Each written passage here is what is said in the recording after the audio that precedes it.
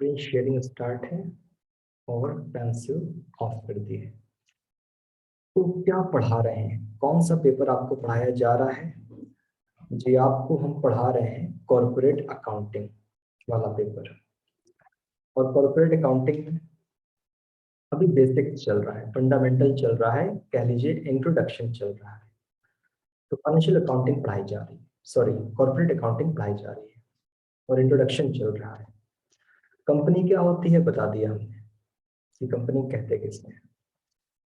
इसके बाद ये सब बताया था कंपनी पैसा कहाँ कहाँ से लाती है बिजनेस करने के लिए। शेयर्स किसे कहते हैं बताए थे कल आपको। शेयर दो तरह के होते हैं, चर्चा हो चुकी है। और आज हमें बात करनी चाहिए, फिर देखते हैं कि आज हमें शुरुआत कहाँ से करनी चाहिए। प्रेफरेंस शेयर के बारे में हो चुकी है बात, इक्विटी शेयर के बारे में हो चुकी है बात। आज हमें बात करनी चाहिए इक्विटी शेयर के और प्रेफरेंस शेयर के टाइप्स की। चलिए यहाँ से शुरुआत करते हैं। तो प्रेफरेंस शेयर आपको बच्चों दिख रहे हैं कितने तरह के? 8 तरह के प्रेफरेंस शेयर। और सीधी सी बात है, सब में क्या होंगी? कुछ ना कुछ खूबियां होंगी। चलो बच्चों से एक बात पूछते हैं, एक सवाल पूछते हैं, एक बात पूछते हैं कि आपने रुपीज 1 लाख का प्रेफरेंस शेयर कैपिटल खरीदा और ऐसा कुछ छपा होगा, ऐसा कुछ 6%। बच्चे हमको चैट बॉक्स में बताएं कि ये 6% इसका नाम क्या है। आपने प्रेफरेंस शेयर खरीदा 1 लाख रुपए का और ये कुछ छपा हुआ था 6% प्रेफरेंस शेयर कैपिटल। 6% का नाम बताओ। बरखा तो कह रही है डिविडेंड, संजीव कहते हैं इंटरेस्ट। हाँ भाई, और कोई जवाब आ रहा है? 2 जवाब आए हैं बरखा और संजीव के, और खुशी मिश्रा इंटरेस्ट कहती हैं। ठीक, चलो बच्चों हम आपको बताते हैं। और निधि कहती है डिविडेंड। ठीक है, तो this is rate of dividend. ये 6% क्या है? Rate of dividend. जब आप प्रेफरेंस शेयर खरीदते हैं तो आपको पहले से पता होता है कि कितना डिविडेंड मिलने वाला है। तो बताओ बच्चों, ये समझ गए कि आपने प्रेफरेंस शेयर खरीदा और वहां लिखा है 8%। तो ये 8% क्या है? Rate of dividend. अगर आपको कल की बातें याद हो कि प्रेफरेंस शेयर पर रेट ऑफ डिविडेंड फिक्स होता है, आपको पहले से पता होता है कि आपको कितना डिविडेंड मिलने वाला है। बोलिए क्या हम आगे चले? क्लियर हो गई बात कि वो 6%, 8%, 2% क्या चीज है? Rate of dividend. तो मान लीजिए कि आपने 1 लाख रुपए का प्रेफरेंस शेयर खरीदा और 6% प्रेफरेंस शेयर। तो इस बात का मतलब है कि आपको 1 साल पूरा हो जाने पर कितना डिविडेंड मिलेगा? 6,000 रुपए। यानी जब 1 साल कंप्लीट हो जाएगा तो आपको 6,000 रुपए का डिविडेंड मिलेगा। चलिए और आगे चलते हैं। तो प्रेफरेंस शेयर, किसी बच्चे ने कोई सवाल पूछा है Barkha sir, but rate of dividend तो फ्लक्चुएट होता रहता है। बरखा ऐसा कौन बोला? ऐसी कोई बात नहीं। प्रेफरेंस शेयर पर रेट ऑफ डिविडेंड क्या होता है? फिक्स होता है, ना कम मिलेगा ना ज्यादा मिलेगा। हाँ भाई, प्रेफरेंस शेयर कितने प्रकार के? 8 प्रकार के। चलो ये समझाते हैं। Cumulative preference share. तो आइए जरा आपको कम्युलेटिव प्रेफरेंस शेयर के बारे में बताते हैं, समझाते हैं। ध्यान दीजिएगा। कम्युलेटिव प्रेफरेंस शेयर महंगा होता है और नॉन कम्युलेटिव सस्ता होता है। तो सभी बच्चे हमें एक बात बताएं कि अगर आपको कहोगे सर महंगा मतलब सस्ता मतलब, तो आप यूं कह लो महंगे सस्ते का मतलब कि इस पर आपको डिविडेंड कम मिलेगा और इस पर आपको डिविडेंड ज्यादा मिलेगा। मतलब आप कह लो कि महंगे का मतलब है कि फायदा कम होगा, और सस्ते का मतलब है फायदा ज्यादा होगा। कि आपको इस पर डिविडेंड कम मिलेगा और आपको इस पर डिविडेंड ज्यादा मिलेगा। पहले सारे बच्चे बताओ कि आपको मेरी ये वाली बात क्लियर हो गई जो हमने बोला?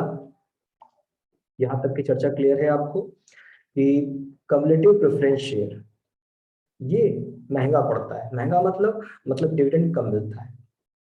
और ये नॉन कम्युलेटिव प्रेफरेंस शेयर जी वो सस्ता पड़ता है। सस्ता बोले तो जी डिविडेंड ज्यादा मिलता है। लेकिन बच्चों अगर इसमें बुराई है, अगर इसमें अच्छाई है तो यहाँ बुराई है तो इसकी अच्छाई सुन लो, और यहाँ अच्छाई है तो इसकी बुराई सुन लो। अब सारी बातें एक बार में तो बता नहीं सकते, वन बाय वन। अभी हमारा पूरा फोकस किस पर है? कम्युलेटिव प्रेफरेंस शेयर पर। ठीक, तो आइए आपको जरा पेज चेंज करके कहीं पर कम्युलेटिव प्रेफरेंस शेयर के बारे में बताते हैं। सुनिएगा कम्युलेटिव प्रेफरेंस शेयर के बारे में। हाँ बच्चों ध्यान देना, एग्जाम्पल के तौर पर वर्ष 2012, वर्ष 2013, वर्ष 2014, वर्ष 2015 और वर्ष 2016। तो मैं 5 वर्ष का एग्जाम्पल ले रखा है, 5 वर्ष का। आपने प्रेफरेंस शेयर खरीदा ₹1 लाख, 1 लाख का, और 5% प्रेफरेंस शेयर कैपिटल। तो कोई बच्चा हमें बताए कि 1 साल में कितना डिविडेंड मिलना चाहिए, 1 साल में कितना डिविडेंड मिलना चाहिए। देखो वर्षा तो गलत कह रही है, और कोई बच्चा फटाफट 1 साल में कंपनी कितना डिविडेंड देगी। जल्दी बोलो बच्चों, इतना टाइम मत लगाओ, कितना टाइम लगता है टाइप करने में आपको।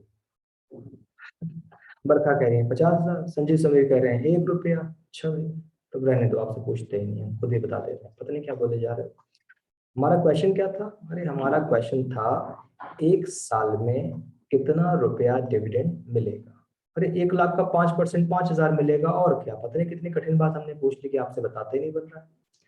मैंने प्रेफरेंस शेयर खरीदा 1 लाख का, ठीक, तो मैंने प्रेफरेंस शेयर खरीदा 1 लाख का, और मुझे 5% डिविडेंड यानी 5,000 रुपया मिलेगा।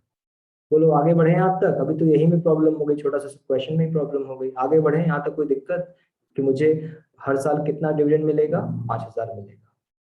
ठीक बच्चों, डिविडेंड को हिंदी में क्या कहते हैं? हिंदी में कहते हैं लाभांश। आप लोगों ने अगर हिंदी में पढ़ा हो कभी, जब आप छोटे थे, संधि विच्छेद ऐसा कुछ पढ़ा होगा आपको, लाभ प्लस अंश। हाँ, लाभांश, लाभ का अंश। लाभ बोले तो प्रॉफिट, और अंश बोले तो प्रॉफिट का हिस्सा, शेयर, तो प्रॉफिट का हिस्सा। तो बच्चों एक सवाल पूछते हैं आपसे, एक सवाल,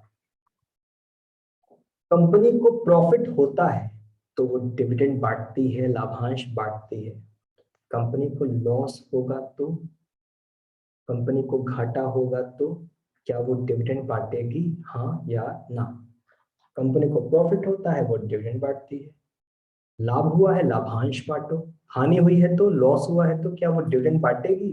तो जवाब है जी नहीं, वो डिविडेंड क्यों बांटेगी, नहीं बांटेगी। चलो सुनना ध्यान से, क्या बच्चों को याद है कि हम आपको समझा क्या रहे हैं? जी हाँ, हम आपको समझा रहे हैं कम्युलेटिव प्रेफरेंस शेयर कैपिटल। ठीक, तो कम्युलेटिव प्रेफरेंस शेयर हम आपको समझा रहे हैं, कम्युलेटिव प्रेफरेंस शेयर।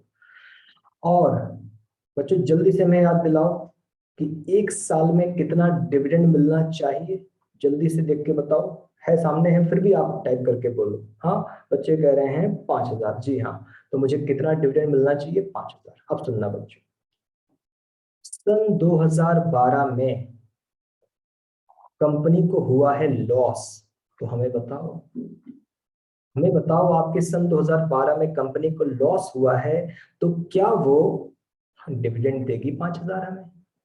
क्या वो डिविडेंड देगी 5,000 हमें? जवाब है नो, बिल्कुल सही जवाब। तो सन 2012 में हमें डिविडेंड क्यों नहीं मिला? क्योंकि कंपनी को लॉस हुआ है, तो हमें डिविडेंड नहीं मिला।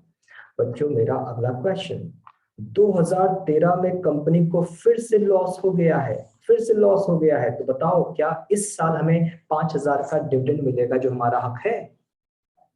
बोलो बच्चों। हाँ, और बच्चे कहते हैं सर नहीं, इस साल भी हमें डिविडेंड नहीं मिलेगा, 2 साल नुकसान हो गया। बच्चों 2014 में कंपनी को फिर से लॉस हुआ है, तो क्या डिविडेंड देगी हमें 5,000 इस साल? लॉस हुआ है, हाँ, और बच्चे एक बार फिर से कहते हैं नो। सब बच्चे कहेंगे बड़ी मनहूस कंपनी है, लॉस पे लॉस हो रहा है, इसको हमारे पैसे ही नहीं मिल रहे हैं। 2015 में फिर से कंपनी को लॉस हो गया। बच्चों बताओ कि आपको इस साल भी डिविडेंड मिलेगा? फिर लॉस हो गया, कंपनी को घाटा हो गया, हानि हो गई, लाभ तो हुआ ही नहीं, तो इस साल भी जवाब वही है नो।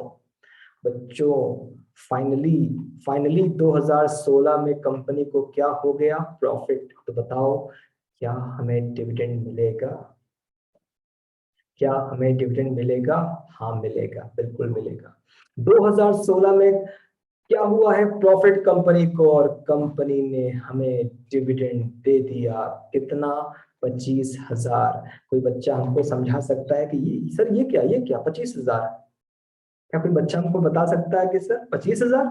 हमें तो एक साल में 5,000 डिविडेंड मिलना था, कैसा 25,000? क्या बच्चे समझ पा रहे हो कि चक्कर क्या है? सारे बच्चे बताओ कि क्या चक्कर क्या है, समझ पा रहे हो क्या? हाँ, ये चमत्कार कैसे हो गया, हमारा बनता था 5,000। तो बच्चों सुनना, 2012 में तुम्हें कितना नहीं मिला था? 5,000। 2013 में कितना नहीं मिला था? 5,000। 2014 में कितना नहीं मिला था? 5,000। 15 में कितना नहीं मिला था? 5,000। और 16 में मिलना चाहिए 5,000। यानी तुम्हें बच्चों बच्चों कॉन्सेप्ट समझ में आया तुम्हें? बताओ क्या आपको कॉन्सेप्ट समझ में आया कि जो तुम्हारा डूबा पैसा है ना, वो डूबा थोड़ी ना है। जो तुम्हारा डूबा पैसा है, तुम्हें क्यों शुरू के 4 साल डिविडेंड नहीं मिला? तुम्हें शुरू के 4 साल डिविडेंड क्यों नहीं मिला? क्योंकि प्रॉफिट ही नहीं हुआ था, प्रॉफिट हुआ ही नहीं था। तो शुरू के 4 साल का 5,000 इंटू 4 साल का 20,000 रुपया वो, और प्लस इस साल का जो बनता है 5,000 वो, तो ये पकड़ो सारा का सारा 25,000 रुपया पकड़ो। कम्युलेटिव प्रेफरेंस शेयर का फायदा बताओ बच्चों। फायदा ये है कि अगर किसी साल लॉस की वजह से हमें डिविडेंड नहीं मिला, तो ये वाला डिविडेंड जिस साल प्रॉफिट होगा उस साल मिल जाएगा। बच्चों अगला सवाल बताओ, क्या कम्युलेटिव प्रेफरेंस शेयर में हमारा डिविडेंड का पैसा डूब सकता है? बोलिए कि कम्युलेटिव प्रेफरेंस शेयर में क्या हमारा डिविडेंड का पैसा डूब सकता है? बच्चे कहते हैं नहीं सर, सवाल ही नहीं, बिल्कुल सही, नहीं डूब सकता। बच्चों एक शब्द बोलते हैं, बताओ सूट कर रहा है यहाँ की नहीं, भगवान के हाथ देर है अंधेर नहीं है। बताओ कम्युलेटिव प्रेफरेंस शेयर पर ये शब्द सूट करता है कि नहीं, कि भगवान के हाथ देर है अंधेर नहीं है। कि भले पिछले 4 साल से 5,000 5,000 5,000 5,000 20,000 नहीं मिला, मगर इस साल वो 20,000 भी मिला और इस साल का 5,000 भी मिला, 25,000 मिला, कम्युलेट होकर मिला, इकट्ठा होकर मिला। बच्चों क्या हम आगे चल सकते हैं?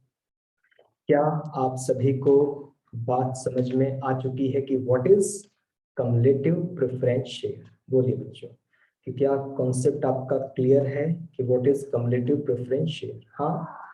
तो हमने शुरू में बोला महंगा है। हाँ, कोई बच्चा कुछ पूछ रहा है, तो जरा देख लें क्या पूछ रहा है। निधि सर, अगर उसे प्रॉफिट ना हो किसी भी वर्ष में निधि कह रही है सर, आप जो कहानी बनाए थे तो 4 साल तक तो लॉस हुआ, 5वें साल प्रॉफिट हुआ। 4 साल तक तो लॉस हुआ, 5वें साल तक तो प्रॉफिट हुआ। सर मान लो कि एक कंपनी है, इसको जीवन में एक बार भी लाभ ना हुआ तो? ऐसा पूछ रहे हैं निधि कि सर एक कंपनी है, उसको जीवन में कभी लाभ नहीं हुआ। बच्चों आप बताओ, अगर कोई कंपनी को जीवन में कभी लाभ नहीं हुआ तो क्या ऐसी कंपनी सरवाइव कर पाएगी, जी पाएगी, कि बंद हो जाएगी, वाइंडिंग अप, लिक्विडेशन? हाँ। तो बच्चे कह रहे हैं कि सर ऐसी कंपनियां सरवाइव नहीं कर पाएंगी, बंद हो जाएंगी। जी हाँ। तो निधि पूछ रही है सर अगर किसी कंपनी को कभी प्रॉफिट नहीं हुआ, जैसे मान लो कि आपने एक कंपनी खोली, निधि ने एक कंपनी खोली, 10 साल चलाई और 10 साल लॉस हुआ, तो सीधी सी बात है कि आप डिविडेंड नहीं बांट पाओगे, आपकी कंपनी बंद हो जाएगी। लेकिन आप सोचो कि 10 साल का कम्युलेटिव प्रेफरेंस शेयर का जो डिविडेंड है उसका क्या, जी वो समापन के समय दिया जाएगा, वो लिक्विडेशन के समय दिया जाएगा, वो पॉइंटिंग अप के समय दिया जाएगा। सुना आपने क्या बोला हमने, कि भले आपको 10 साल लॉस हुआ तो भी वो जो कम्युलेटिव प्रेफरेंस शेयर वाले लोग हैं उनका डिविडेंड लिक्विडेशन पर दिया जाएगा। हमें उम्मीद है कि आपको बात समझ में आ गई। और कोई क्या पूछ रहा है? शुभांग, हाँ शुभांग, इंटरिम डिविडेंड कह सकते हैं इसे? इंटरिम डिविडेंड नहीं, इंटरिम डिविडेंड एक अलग चीज है। अभी कुछ दिन बाद हम आपको बताएंगे what is proposed dividend, interim dividend, हम उसे बताएंगे, वो अलग चीज है, अभी टॉपिक आया नहीं है ना। बच्चों क्या हम आगे चलें? बोलो, कोई क्वेश्चन? क्लियर है आपको what is cumulative preference share? चलो बच्चे कहते हैं जी सर क्लियर है। महंगा है, मगर अच्छा तो है। बच्चों बताओ, ये लाइन हमारी सूट कर रही है? महंगा है मगर अच्छा है। क्यों अच्छा क्यों है? अरे, डिविडेंड भले ना मिले लॉस की वजह से, तो जिस दिन भी प्रॉफिट होगा तो पुराना बकाया डिविडेंड जरूर मिलेगा। हाँ, महंगा जरूर है मगर अच्छा है। चलो, अब आपको हम क्या सिखाएं? Non cumulative preference share. तो अब हमारा पूरा का पूरा फोकस किस पर है? Non cumulative preference share. सस्ता है। बच्चों ने परिभाषाएं सुनी होंगी। महंगा रोए एक बार, सस्ता रोए बार बार। हाँ, ऐसा दुकानदार लोग अक्सर कहते हैं। आइए जरा सा देखते हैं कि what is non cumulative preference share. तो अब की बार हम आपको समझाने जा रहे हैं नॉन कम्युलेटिव प्रेफरेंस शेयर। सुनिएगा कहानी। आपने ₹1,00,000 5% प्रेफरेंस शेयर कैपिटल खरीदा। तो बच्चों, अब की बार तो बिना गलती किए फटाफट बताओ कि साल भर, किसी ने जवाब भी दे दिया कि साल भर में कितना डिविडेंड मिलेगा। संजीव सुमीर बिना पूछे बता दिए 5,000। कि साल भर में मुझे कितना डिविडेंड मिलना चाहिए? 5,000। ठीक है, तो हमने 1,00,000 रुपए का शेयर खरीदा, 5% डिविडेंड 5,000 मिलना चाहिए। ठीक, अब सुनना। ईयर, कुछ ईयर लिख लेते हैं। 2010, 2011, 2012, 2013 और 2014, कुछ वर्ष लिख लेते हैं। हमें हमारा बनता है 5,000 का डिविडेंड हर साल। बच्चों, 2010 में कंपनी को लॉस हुआ, क्या वो डिविडेंड बांटेगी? क्या वो डिविडेंड बांटेगी? 2010 में लॉस हुआ। बोलते जाओ बोलते जाओ। बच्चे कहते हैं नो। 2011 में लॉस हुआ, डिविडेंड बटेगा? नो। 2012 में लॉस हुआ, डिविडेंड बटेगा? नो। 2013 में लॉस हुआ, डिविडेंड बटेगा? नो। 2014 में फाइनली प्रॉफिट हुआ, डिविडेंड बटेगा? यस। कितना? मात्र 5,000। मात्र 5,000। अरे, पिछले 5 साल में, पिछले 5 साल में 4 साल लॉस रहा, 1 साल प्रॉफिट रहा। तो प्रॉफिट वाले वर्ष में आपको 5,000 मिल गया। अरे, तो मेरा जो पिछले 4 साल डिविडेंड नहीं मिला 20,000, उसका क्या? कौन सा खरीदे हो? Non cumulative preference share. सस्ता रोए बार बार, रोते जाओ बार बार। समझे क्या बच्चों? बताओ, नॉन कम्युलेटिव समझे? जो जिस साल लॉस हुआ, उस साल का डिविडेंड जो डूबा, उसको बुरा सपना समझकर भूल जाओ। ये कभी नहीं मिलेगा। और जिस साल प्रॉफिट हुआ, उस साल का डिविडेंड तुम ले लो। तो उम्मीद करते हैं कि आपको कम्युलेटिव और नॉन कम्युलेटिव का डिफरेंस समझ में बच्चों आ गया होगा। कि कम्युलेटिव प्रेफरेंस शेयर ये बड़े अच्छे होते हैं, ये बड़े अच्छे होते हैं। क्योंकि क्योंकि अगर लॉस हुआ, डिविडेंड नहीं मिला, तो चिंता ना करो। जिस साल प्रॉफिट होगा, ये कैरी फॉरवर्ड होकर आपको भविष्य में मिल जाएगा डिविडेंड। डिविडेंड डूबेगा नहीं, देर सवेर मिलेगा। तो अच्छाई ये है, बुराई ये थी महंगा पड़ता है, या कह लो कि रेट ऑफ डिविडेंड कम रहते हैं। और नॉन कम्युलेटिव अच्छाई क्या थी? सस्ता पड़ता है, या यूं कह लो कि इसका डिविडेंड रेट काफी हाई रहता है। लेकिन नुकसान क्या है? जिस साल प्रॉफिट उस साल तो डिविडेंड मिलेगा, लेकिन जिस साल लॉस उस साल का डिविडेंड डूबा हुआ मानना। बच्चों, अब हम इन दोनों से आगे चलना चाहते हैं। परमिशन दीजिए कि हाँ सर, आप आगे चल सकते हैं। आप तीसरा चौथा वाला प्रेफरेंस शेयर समझा सकते हैं। चलो, कंफर्मेशन आ गई है कि हाँ सर, आप आगे चल सकते हैं। अब समझाते हैं। अभी पूरा फोकस पार्टिसिपेटिंग प्रेफरेंस शेयर। ठीक, पार्टिसिपेटिंग प्रेफरेंस शेयर। आइए पता लगाएं what is participating preference share. ये क्या चीज है पार्टिसिपेटिंग प्रेफरेंस शेयर?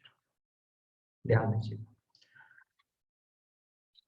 आपने खरीदा ₹1,00,000 प्रेफरेंस शेयर कैपिटल और रेट ऑफ डिविडेंड 7%। तो बच्चों बताओ कि 1 साल पूरा हो जाने पर अगर कंपनी को लाभ हुआ, प्रॉफिट हुआ, तो हमें कितना डिविडेंड देगी? और बच्चे कहते हैं सर, अगर 1 साल पूरा हो जाएगा तो 7,000 रुपया डिविडेंड मिलना चाहिए। ठीक है। हाँ बच्चों, ध्यान दीजिएगा। वर्ष, बस एक वर्ष की बात करते हैं। वर्ष 2015। बच्चों, वर्ष 2015 में कंपनी को प्रॉफिट हुआ है। प्रॉफिट हुआ है। तो बताओ डिविडेंड मिलेगा कि नहीं मिलेगा? कंपनी को 2015 में प्रॉफिट हुआ है, डिविडेंड देगी कि नहीं देगी शेयर होल्डर्स को? बच्चे कह रहे हैं बिल्कुल देगी शेयर होल्डर्स को डिविडेंड। ठीक है, यहां तक की बात तो हो गई कि कंपनी को प्रॉफिट हुआ है और उसने डिविडेंड 7,000 दे दिया जैसा कि तय हुआ था। लेकिन उसके बाद मालूम पड़ा कि कंपनी को कुछ अतिरिक्त लाभ हुआ है, कंपनी को कुछ एडिशनल प्रॉफिट हुआ है।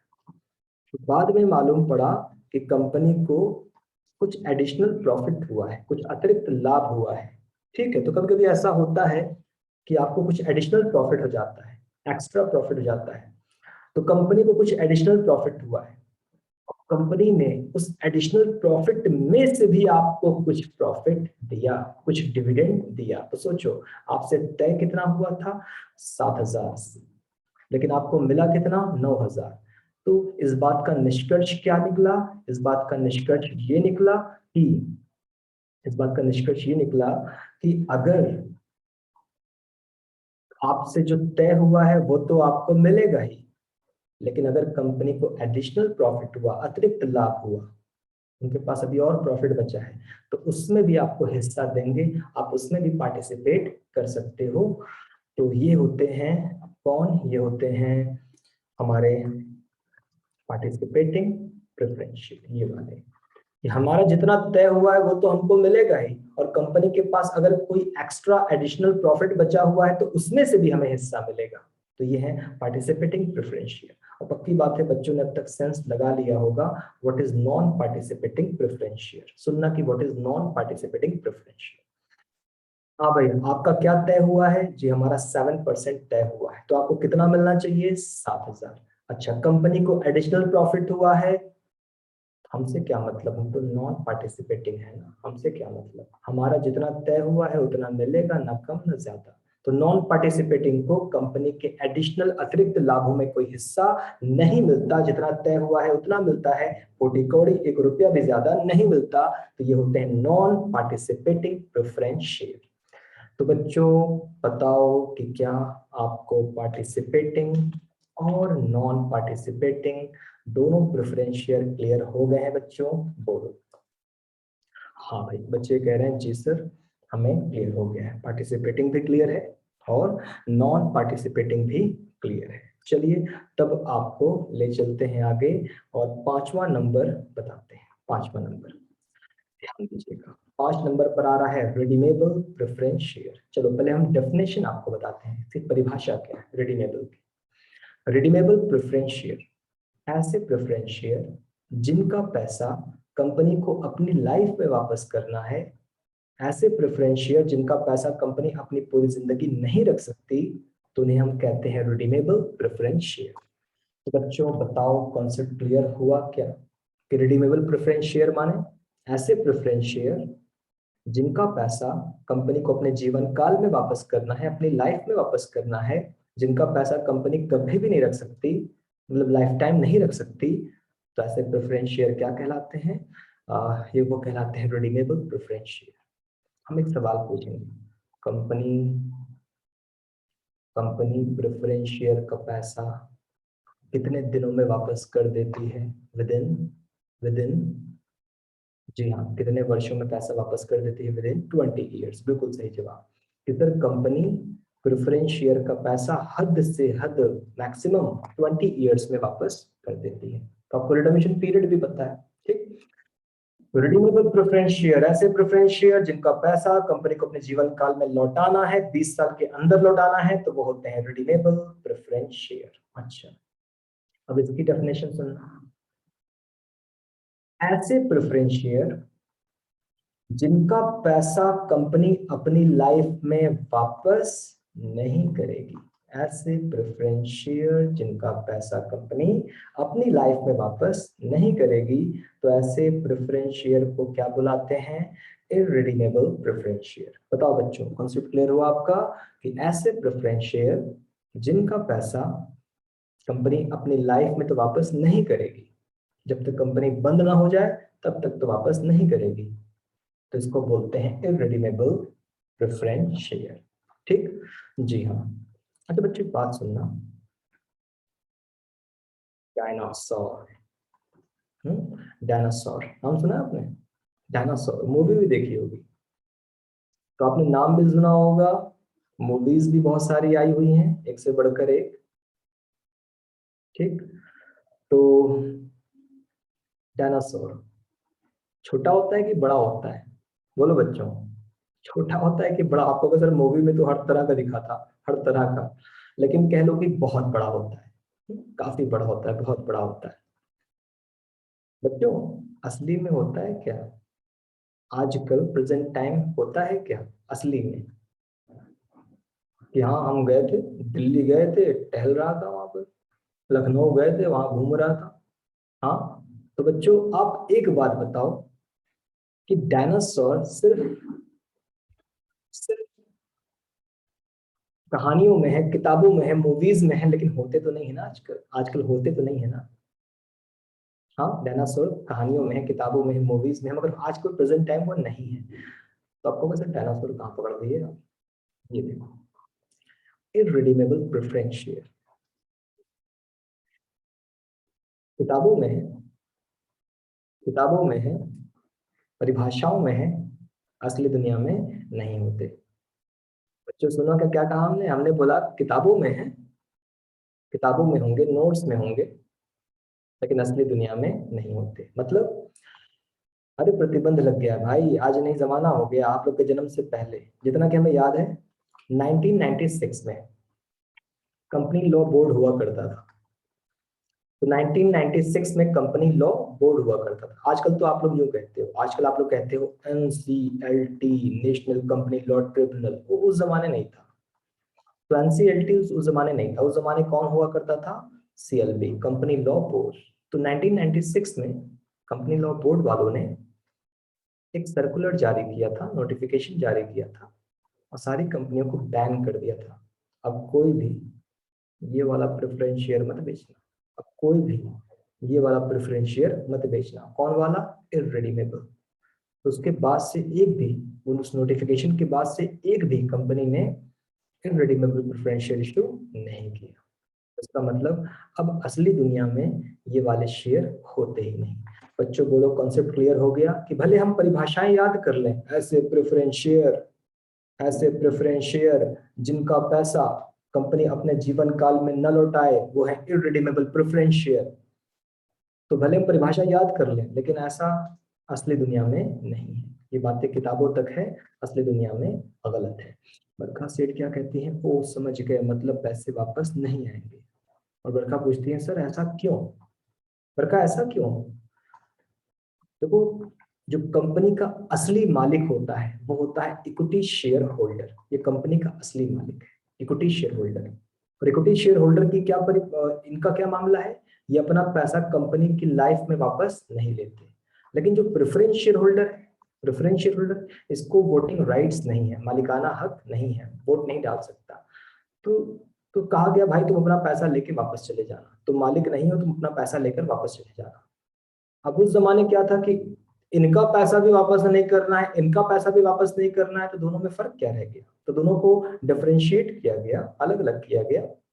समझ गया कि भाई इक्विटी का पैसा जीवन भर रखो, प्रेफरेंस का पैसा जीवन में लौटा दो, दोनों में डिफरेंस होना चाहिए।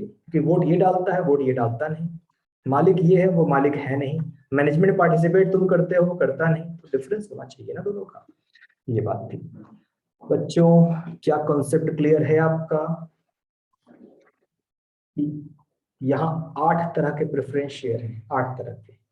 और कौन सा मर चुका है बच्चों? कौन सा डायनासोर बन गया है? पॉइंट नंबर, पॉइंट नंबर कौन वाला मर मरा गया है ही नहीं, डायनासोर बन चुका है। हाँ, बच्चे कह रहे हैं कि सर 6 वाला, बिल्कुल। चलो एक बात और बताते हैं, एक बात और। Number 1, number 2, number 3, number 4, number 5, number 7, number 8, ये सारे के सारे रिडीमेबल हैं। मतलब कम्युलेटिव पैसा लौटाना है, नॉन कम्युलेटिव पैसा लौटाना है, पार्टिसिपेटिंग नॉन पार्टिसिपेटिंग पैसा लौटाना है, रिडीमेबल पैसा लौटाना है, कन्वर्टेबल पैसा लौटाना है, नॉन कन्वर्टेबल पैसा लौटाना है। यहाँ जितने भी मौजूद हैं, आप सारे के सारे रिडीमेबल हो, आप सबका पैसा 20 साल में वापस करना है। इस समय जितने भी प्रेफरेंस शेयर है सारे के सारे होते हैं रिडीमेबल, सबका पैसा 20 साल में वापस करना है। बच्चों ने कंफ्यूज तो नहीं कर दिया? बोलो कोई कंफ्यूजन है तो बताओ, अदरवाइज हम टॉपिक को और आगे बढ़ाना चाहते हैं। हम चाहते हैं कन्वर्टेबल बनाना। क्लियर है कॉन्सेप्ट आपका? हाँ भाई, हमें लगता है कि आपका कॉन्सेप्ट क्लियर है। चलिए तो चर्चा को और आगे बढ़ाया जाए। कन्वर्टेबल प्रेफरेंस शेयर, ठीक, कन्वर्टेबल प्रेफरेंस शेयर ध्यान दीजिएगा। एक कंपनी है रिलायंस इंडस्ट्रीज लिमिटेड, और आपको आपने 1 लाख रुपए लगाए और क्या खरीदा? आपने खरीदा प्रेफरेंस शेयर कैपिटल, ठीक। तो आपने प्रेफरेंस शेयर कैपिटल खरीदा रिलायंस कंपनी का। अच्छा, फिर आपने प्रेफरेंस शेयर कैपिटल खरीदा। बच्चों, क्या कंपनी 20 साल के अंदर अंदर आपका पैसा लौटा देगी? बोलो, जो पैसा आपने दे रखा है 1 लाख रुपया, क्या कंपनी आपका पैसा 20 साल में लौटा देगी?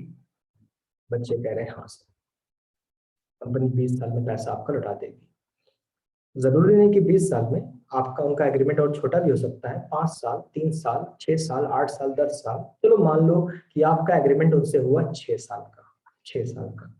तो आपने कौन से प्रेफरेंस शेयर खरीदे? आपने खरीदे हैं कन्वर्टेबल प्रेफरेंस शेयर। तो आपने कंपनी को क्या दिया है? कैश।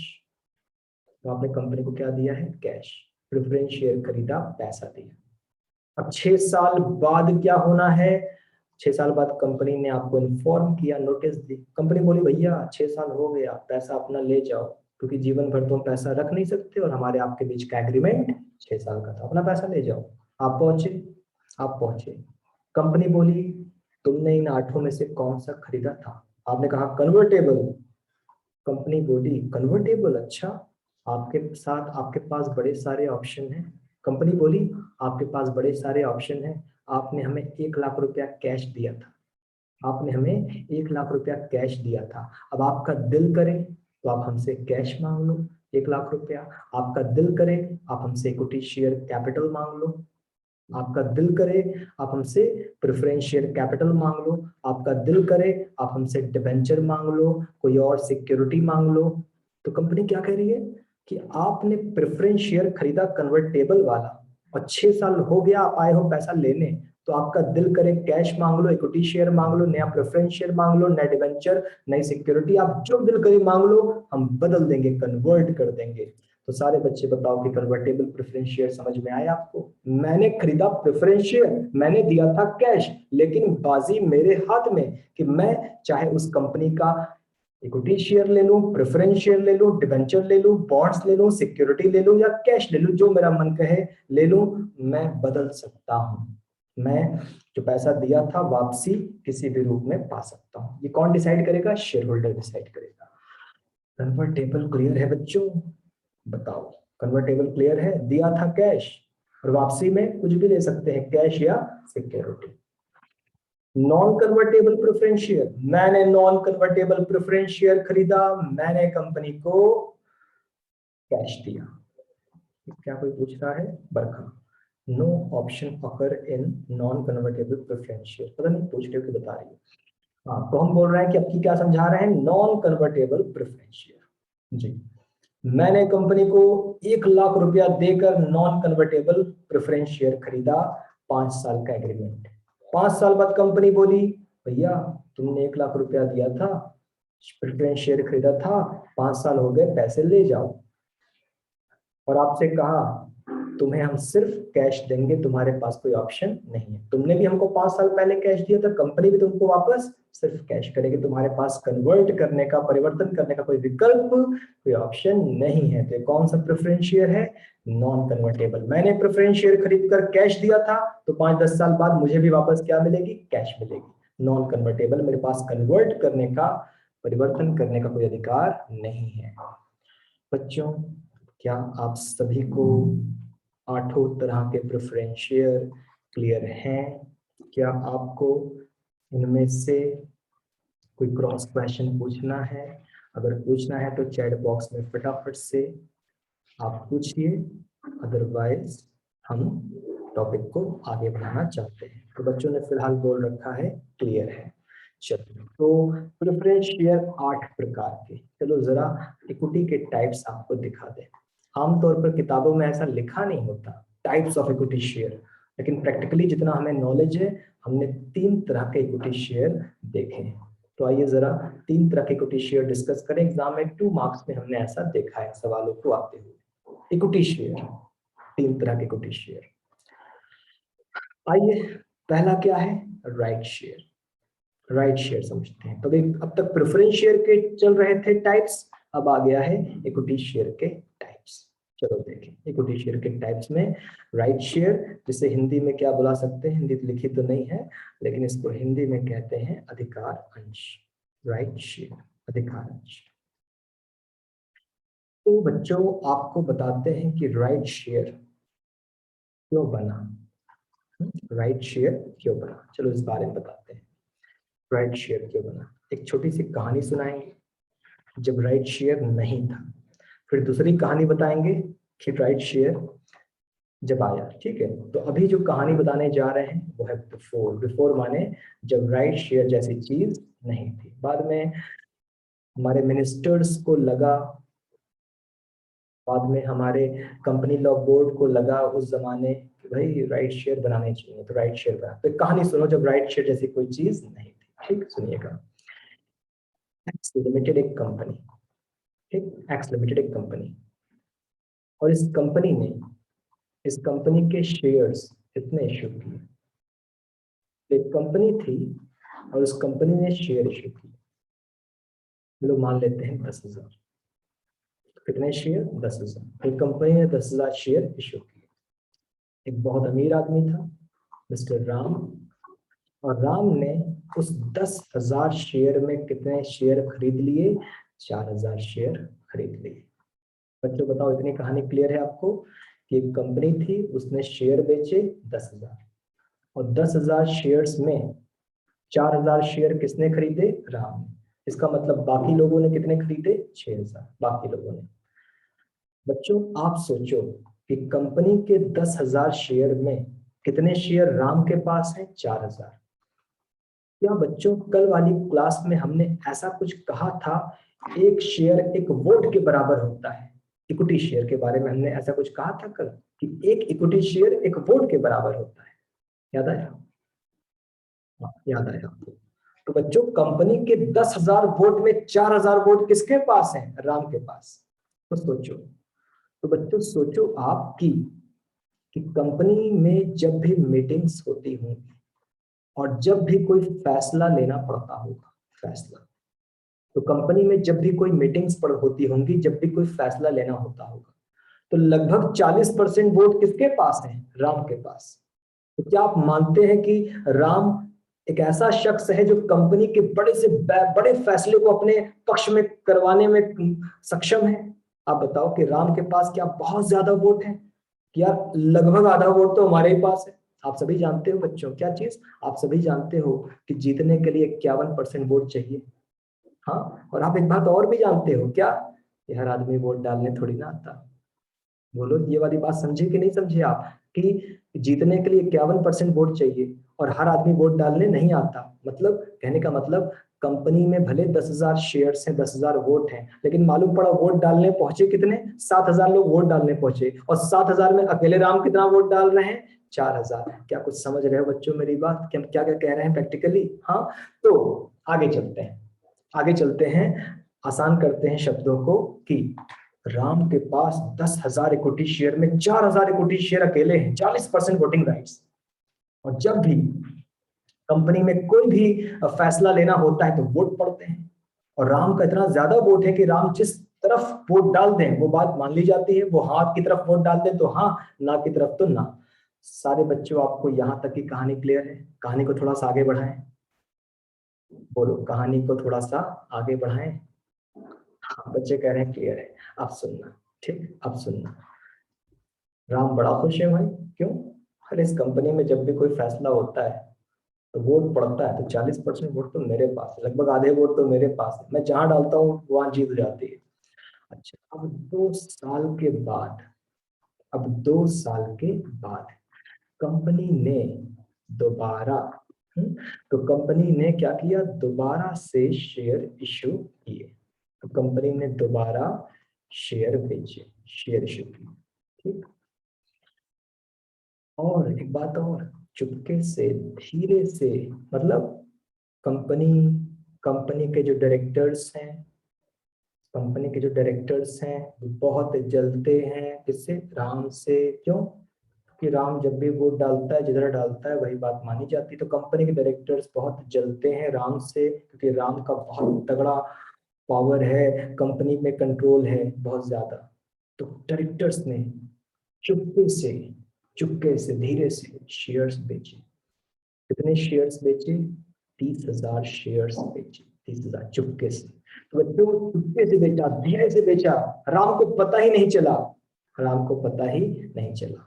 सोचो, कंपनी के पुराने शेयर्स कितने थे मार्केट में? 10,000। और अभी अभी कितने और शेयर्स बेचे कंपनी ने? 30,000। ठीक, पुराने शेयर्स में राम कितना खरीद के बैठा था?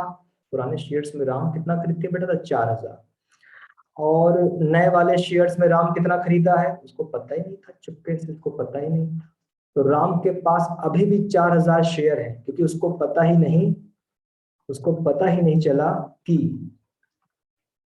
शेयर बिके भी थे।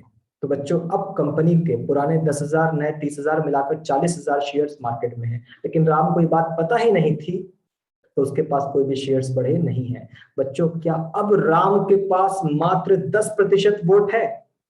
बताओ बच्चों कि क्या राम के पास अब मात्र 10% वोट है? हाँ, आप बताओ, क्या राम का कंट्रोल, राम की पावर, राम की ताकत घटी है? अब जो कंपनी मीटिंग्स होगी, राम का वो रुतबा नहीं होगा जो पहले हुआ करता था। क्या बच्चे समझ पा रहे हैं राम के साथ जो नाइंसाफी हुई? बोलो, राम के साथ क्या हुई? नाइंसाफी, नाइंसाफी हुई। बच्चों इस नाइंसाफी को कैसे रोक सकते थे? कैसे? जब 30,000 शेयर बिक रहे थे तो राम को बताना चाहिए था, राम कंपनी दोबारा 30,000 शेयर बेच रही है, क्या तुम इंटरेस्टेड हो? बच्चों बोलो, मेरा वर्ड समझ में आ रहा है कि राम के साथ नाइंसाफी क्यों हुई? क्योंकि ये काम बड़े चुपके से हुआ। तो नाइंसाफी कब ना होती? अगर डायरेक्टर्स राम के पास जाते, मिस्टर राम, कंपनी दोबारा 30,000 शेयर बेच रही है, क्या आप इंटरेस्टेड हैं? क्या आप लेना चाहते हैं? बच्चों क्लियर हो रही है बात? क्लियर हो रही है बात? बोलो, कॉन्सेप्ट क्लियर है आपका? चलिए आगे चलते हैं। तो बच्चों तब राइट शेयर को जन्म देना पड़ा। किसको? राइट शेयर को जन्म देना पड़ा कि भाई ऐसा पहले होता था, अब नहीं होता। ऐसा पहले होता था, अब नहीं होता। अब क्या होता है? अब बहुत ध्यान से देखना, अब हम यहाँ फीचर्स पढ़ रहे हैं, फीचर्स ध्यान से देखिएगा। यहाँ लिखा है राइट शेयर ऐसे शेयर हैं जिसे कोई भी कंपनी इशू कर सकती है। कोई भी का मतलब है कोई भी पब्लिक कंपनी। तो राइट शेयर कोई भी पब्लिक कंपनी इशू कर सकती है। लेकिन लेकिन जब भी आप जनता को ऑफर करोगे, खरीद लो खरीद लो खरीद लो, जब भी आप जनता को ऑफर करोगे हम दोबारा शेयर बेच रहे हैं खरीद लो, तो नहीं नहीं नहीं, पहले पुराने, पुराने माने मिस्टर राम जैसे, पहले पुराने शेयर होल्डर के पास जाना, मिस्टर राम कंपनी दोबारा शेयर बेच रही है, क्या आप लेना चाहोगे? क्या आप लेना चाहोगे? वो ऐसा, तो समझ रहे हैं बच्चों कि जब भी कोई कंपनी दोबारा शेयर बेचेगी तो पहले किससे पूछेगी? पुराने वालों से पूछेगी, ताकि उसका वोटिंग पावर डिस्टर्ब ना हो। सभी बच्चे बताओ कि ये वाली लाइन समझ में आई कि जब भी कोई कंपनी दोबारा शेयर बेचेगी तो पहले किसके पास जाएगी? पहले पुराने वाले के पास जाएगी। भाई साहब दोबारा शेयर बेच रहे हैं, आप हमारे पुराने शेयर होल्डर हो, क्या आप लेना पसंद करोगे? ठीक, और अगर उसने बोला हाँ हम लेंगे, और अगर उसने खरीद लिया, तो इसी शेयर का नाम हो जाता है राइट शेयर। मेरा राइट है, मैं पुराना आदमी हूं, मेरा राइट है, पहले मुझसे पूछो। दोबारा शेयर बेच रहे तो पहले मुझसे पूछो, तब दूसरे आदमी से पूछो। तो क्या लाइन नंबर 2 क्लियर हो गई बच्चों? लाइन नंबर 2 क्लियर हो गई आपको कि जब भी कोई कंपनी दोबारा शेयर बेचती है तो पहले पुराने शेयर होल्डर से पूछती है, भाई साहब लोगे लोगे, और अगर वो बोल दे हाँ मैं लूंगा और उसने ले लिया, तो इसी शेयर को बुलाते हैं राइट शेयर। और ऐसा क्यों किया गया? ताकि उसका वोटिंग राइट्स डिस्ट्रीब्यूट ना होने पाए, कम ना होने पाए। अच्छा एक और बात है सुनना, दो राइट्स हैं। पुराने शेयर होल्डर के कितने राइट्स हैं? दो राइट्स हैं। राइट्स नंबर 1 वो तो हमने पढ़ ही दिया। राइट्स नंबर 1, जब भी कंपनी दोबारा शेयर बेचेगी तो पहले किससे पूछेगी? पुराने वालों से। तो आपसे पूछा, ये है आपका राइट नंबर 1 कि दोबारा शेयर बेच रहे हैं तो पहले आपको पूछेंगे, आपको बेचेंगे, उसके बाद नए आदमी को पूछेंगे, उसको बेचेंगे। ठीक, तो आपका राइट नंबर 1 क्या है? मैं पुराना आदमी हूं, पहले मुझसे पूछा गया लोगे, उसके बाद नए लोगों से पूछा गया। राइट नंबर 2, सस्ता मिलेगा। अगर नए आदमी को 10 का मिल रहा है तो मुझे 9 या 9.5 का मिलेगा। सभी बच्चे बताओ, कॉन्सेप्ट क्लियर हो गया राइट शेयर का आपको? कि राइट शेयर, मैं पुराना आदमी हूं, जब भी कंपनी दोबारा शेयर बेचेगी तो पहले मुझसे पूछेगी, बाद में नए वालों से पूछेगी, और मुझे सस्ता भी देगी बाकी की अपेक्षा। बच्चों अगली लाइन क्लियर करें आपको, अगली लाइन क्लियर करें। चलो बच्चे कह रहे हैं जी सर क्लियर करिए अगली लाइन। ये क्लियर है और ये क्लियर है। इधर आते हैं तीसरा। तो कंपनी आपके पास आई है राम से पूछने, राम कंपनी दोबारा शेयर बेच रही है, क्या आप लोगे? अब राम का मन, राम का मन खरीद ले, राम का मन नहीं भैया हमको नहीं चाहिए, तो राम का मन खरीद ले, राम का मन जान पहचान वालों को दिलवा दे, राम का मन मना कर दे। समझ गए बच्चों? राम का मन खरीद ले, राम का मन मना कर दे, राम का मन जान पहचान वालों को दिलवा दे। और एक होता है सेबी बच्चों, सेबी। और सेबी जो भी गाइडलाइन बनाएगा, जो भी रूल्स बनाएगा, उस रूल्स को आपको पूरा करना पड़ेगा। मतलब राइट शेयर जो कंपनियां बेच रही हैं तो कुछ नियम बनाए गए हैं सेबी द्वारा, तो सेबी जो भी नियम बनाएगी, सेबी जो भी नियम बनाएगी उसको कंपनी को पूरा करना। ठीक, देखते हैं किसी बच्चे ने कुछ कहा है, क्या कहा है? अच्छा, संजीव कहते हैं securities and exchange board of India, full form बता रहे हैं सेबी का। सर सेबी क्या है? सेबी बता रहे हैं बच्चों। बच्चों आप बताओ, आरबीआई हमारे देश में क्या कंट्रोल करता है? रिजर्व बैंक ऑफ इंडिया हमारे देश में क्या कंट्रोल करता है, क्या चलाता है? बोलो। आरबीआई हमारे देश में क्या कंट्रोल करता है, क्या चलाता है? बैंक्स, बिल्कुल सही जवाब, बैंक्स। तो आरबीआई किसको कंट्रोल करता है? देश में सारे बैंक्स को। सारे बैंक्स किसका कहना मानते हैं? आरबीआई का। तो बैंक कौन चलाता है? आरबीआई। अच्छा भाई, तो क्या बच्चों ने सुना है शेयर बाजार? क्या बच्चों ने सुना है शेयर बाजार, स्टॉक एक्सचेंज? तो स्टॉक एक्सचेंज कौन चलाता है भाई? शेयर बाजार कौन चलाता है? SEBI, securities and exchange board of India. बोलिए बच्चों, कॉन्सेप्ट क्लियर हो गया आपका कि जैसे बैंक चलाता है आरबीआई, वैसे शेयर बाजार कौन चलाता है? सेबी। और शेयर बाजार में कौन होता है? लिस्टेड कंपनियां। कौन सी कंपनियां? लिस्टेड कंपनियां। तो सेबी क्या चलाता है? शेयर बाजार चलाता है। और शेयर बाजार में कौन सी कंपनियां होती हैं? लिस्टेड। तो देश की सारी लिस्टेड कंपनियां किसको सैल्यूट करती हैं? सेबी को। और सेबी भी लगाम कसता रहता है, धोखाधड़ी मत करो, इन्वेस्टर के साथ फ्रॉड मत करो, ढंग से काम करो। और जो दिक्कत करता है उसको बंद करवा देते हैं। कभी विजय माल्या के पीछे पड़ जाएंगे, कभी जो है सुब्रत राय के पीछे पड़ जाएंगे। सुब्रत राय को तो तिहाड़ जेल की हवा खिला दी थी कई साल तक सेबी ने। तो भाई इन्वेस्टर के साथ फ्रॉड मत करो, उनके पैसे के साथ खिलवाड़ मत करो। चलो आगे चलते हैं बच्चों। इस पेज से कोई सवाल, राइट शेयर से कोई सवाल आपके? बताओ, क्या राइट शेयर क्लियर है आपको? इस पेज से कुछ पूछना है? नोट्स तो वहां पड़ी होगी, कहाँ? नोट्स आपके एप्लीकेशन में स्टडी मटेरियल में पड़ी होगी, शुरू में, एकदम शुरू में जब आप ऐप खोलते हो, फ्री स्टडी मटेरियल। हाँ भाई बच्चे फिलहाल कह रहे हैं सर कॉन्सेप्ट हमारा क्लियर है, राइट शेयर हमें समझ में आ गया। तो आओ बच्चों जरा बोनस शेयर समझते हैं। बोनस शेयर, ठीक बच्चों एक बात बताओ, प्रॉफिट अच्छा है कि बुरा? प्रॉफिट अच्छा है कि बुरा? बोलो। हाँ, उन्होंने बच्चों से एक सवाल पूछ लिया, ये बताओ प्रॉफिट, प्रॉफिट अच्छा है कि बुरा? बच्चे बोले सर प्रॉफिट अच्छा है। चलो हम सिद्ध करते हैं कि प्रॉफिट अच्छा बुरा भी हो सकता है। बड़ी अजीब सी बात है, प्रॉफिट अच्छा भी हो सकता है और बुरा भी हो सकता है। सुनना ध्यान से भाई, प्रॉफिट अच्छा और बुरा, हाँ बता रहे हैं ना, प्रॉफिट अच्छा तो होता है, ये बुरा भी होता है।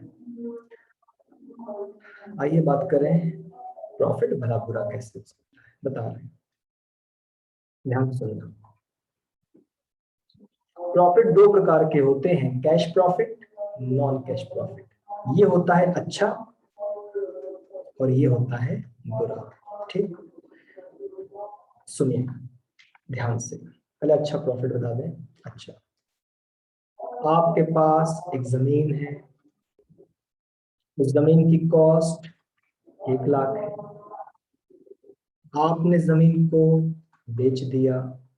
कितने में बेचा? 3 लाख में बेचा। बच्चों 1 लाख की जमीन कितने में बेचा? 3 लाख में बेचा। बताओ कितना प्रॉफिट, बताओ कितना प्रॉफिट, जल्दी बोलो जल्दी बोलो। मेरे पास 1 लाख की जमीन थी लागत, मैंने 3 लाख रुपए में बेच दिया। कितना प्रॉफिट हुआ? 2 लाख। 2 लाख हुआ। ये 2 लाख प्रॉफिट कौन सा? अच्छा वाला प्रॉफिट। ये कौन सा प्रॉफिट? अच्छा वाला प्रॉफिट। और अच्छा वाला प्रॉफिट मतलब, अच्छा वाला प्रॉफिट मतलब कैश प्रॉफिट। ठीक, कैश प्रॉफिट। चलो अच्छा प्रॉफिट आप जान गए, बुरा बता दें। बुरा, मेरे पास एक जमीन है, ओके, आपके पास एक जमीन है जिसकी कॉस्ट, मेरे पास एक जमीन है जिसकी कॉस्ट ₹1 लाख है, 1 लाख है, वर्ष 2012 में। ठीक, फिर 3 साल बाद, 3 साल बाद, 12 फिर 13 14, 12 खत्म हो गया था, फिर 14 15, चलो 15 मान लेते हैं। 3 4 साल बाद, 3 4 साल बाद वर्ष 2015 में हम बाजार गए, हम बाजार गए और पता किया। ये बताओ यार, मेरी जमीन जो है 3 4 साल पहले 1 लाख की थी, आज उसकी बाजार में वैल्यू क्या होगी? आज उसकी बाजार में वैल्यू क्या होगी? लोग बोले 4 लाख। मेरे पास एक जमीन है जो 3 4 साल पहले 1 लाख की थी, आज उसकी बाजार में कीमत क्या है? 4 लाख। बच्चों आप बताओ, हम बेच दिए हैं कि बस एक अनुमान लगाने निकले हैं, मार्केट वैल्यू पता कर रहे हैं? हम बेच दिए हैं कि बस हम पता कर रहे हैं मार्केट वैल्यू, हम बस अनुमान लगा रहे हैं? हाँ, तो बच्चे कहते हैं सर बेचा थोड़ी ना है, तो अनुमान लगा रहे हैं कि मेरे पास एक जमीन है जो 3 4 साल पहले 1 लाख की थी, आज उसका मार्केट में वैल्यू क्या है? 4 लाख है। अच्छा बच्चों सोचो कि हम लिए थे 1 लाख में मगर मार्केट वैल्यू 4 लाख है, कितना फायदा महसूस होता है, कितना फायदा महसूस होता है? हाँ बच्चों, कितना फायदा महसूस होता है? 3 लाख। क्या बेच दिए हो? नहीं। क्या बेच दिए हो? नहीं। तो ये प्रॉफिट कौन सा प्रॉफिट है? Non cash profit.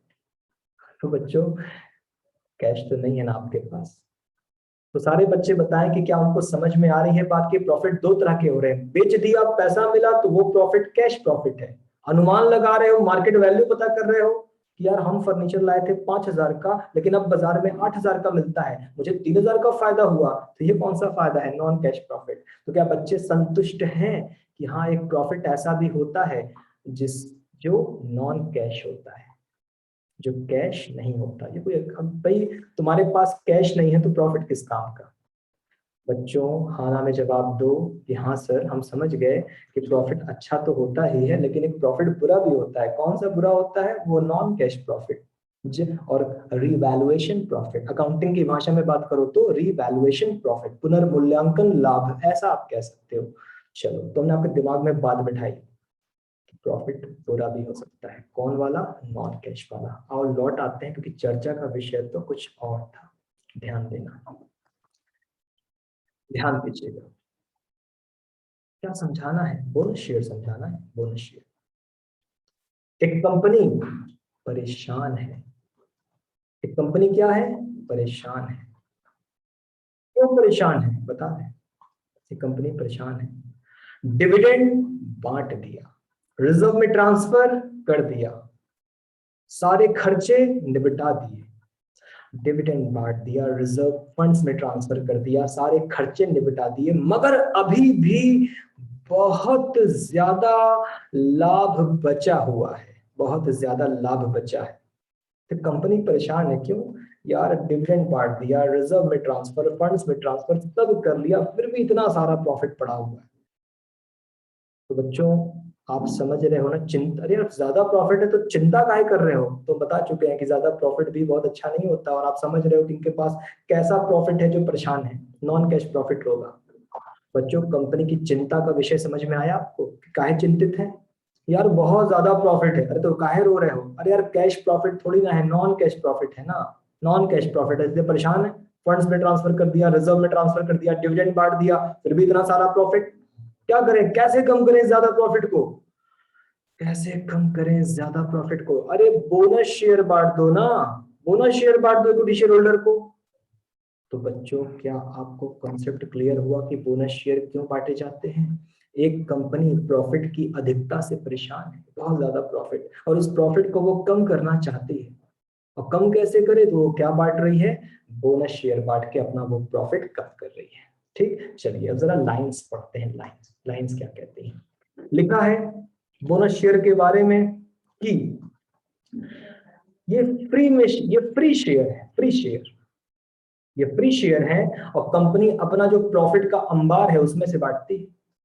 तो आउट ऑफ रिजर्व, तो ये बिल्कुल फ्री शेयर है जो कंपनी अपने ढेर सारे प्रॉफिट्स में से बांट रही है। मगर बच्चों, ये बोनस शेयर सिर्फ पुराने विद्यमान पुराने शेयर होल्डर को दिया जाता है, और बिल्कुल विदाउट एनी इन्वेस्टमेंट, फोकट में, फ्री में दिया जाता है। तो बोनस शेयर किसको मिलते हैं? पुराने शेयर होल्डर को। हाँ, और बिल्कुल free of cost, gifted, free में दिए जाते हैं। ठीक, अच्छा, बोनस शेयर सिर्फ इक्विटी शेयर होल्डर को दिए जाते हैं। आदमी पुराना हो और इक्विटी शेयर होल्डर हो, ना नए आदमी को देंगे और ना प्रेफरेंस शेयर होल्डर को देंगे। तो इक्विटी शेयर होल्डर को देंगे, एकदम फ्री ऑफ कॉस्ट देंगे, मुफ्त में देंगे। और बोनस शेयर सिर्फ उनको देंगे, ऐसे इक्विटी शेयर होल्डर को देंगे जो फुल्ली पेड अप है। फुल्ली पेड अप माने तुमसे 10 रुपया मंगवाए थे, क्या 10 रुपया दिए हो? हाँ, तुमको देंगे। तुमसे 10 रुपया मंगवाए थे तुम, साहब हम 8 दिए हैं, 2 नहीं दिए, भाग जाओ, तुमको नहीं मिलेगा। जिन्होंने हमारा फुल पेमेंट किया है उन्हीं को बोनस शेयर देंगे। जिन्होंने 2-4 रुपया बकाया लगा रखा है, पूरा पेडअप नहीं किया है, हम आपको बोनस शेयर नहीं देंगे। पुराने आदमी को देना, इक्विटी शेयर होल्डर को देना, जिसका हिसाब क्लियर है उसको देना, प्रेफरेंस शेयर होल्डर को मत देना, और नए आदमी को मत देना, और बिल्कुल फ्री में देना, 1 रुपया भी मत लेना। ठीक है, चलिए आगे चलते हैं, अगली लाइन चेक करते हैं। अगली लाइन,